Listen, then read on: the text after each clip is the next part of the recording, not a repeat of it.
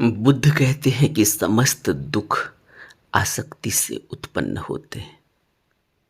आसक्ति क्या है?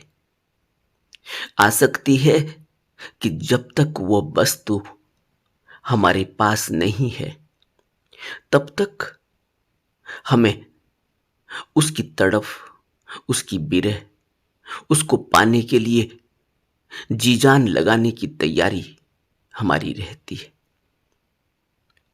और जब हम उस वस्तु को प्राप्त कर लेते हैं, उसका सुख भोगते हैं, सुख भोगते भोगते ही एक ऐसी आसक्ति पैदा होती है, ऐसा राग पैदा होता है कि अब वो वस्तु चली न जाए।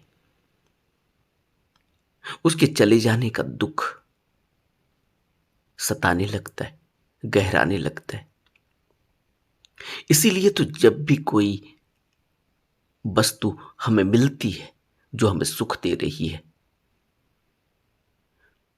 उसी के पीछे दुख भी चला आता है, उसके चले जाने का दुख।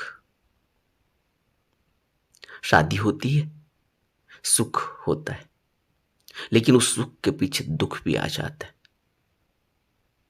कहीं ये चला न जाए।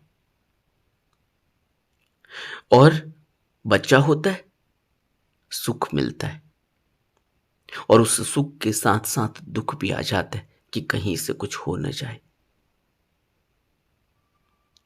तो जो भी हम इस संसार में सुख की तलाश करते हैं, उसके लिए प्रयास करते हैं और उसको पा लेते हैं, उसको पा लेते ही दुख भी उसके साथ साथ आता है। सुख दिखाई देता है, लेकिन दुख छाया की तरह आता है और उसके साथ साथ रहता है। और धीरे धीरे वो सुख तो सुख कम हो जाता है, दुख गहराने लगता है, फिर बाद में दुख ही रह जाता है, सुख चला जाता है।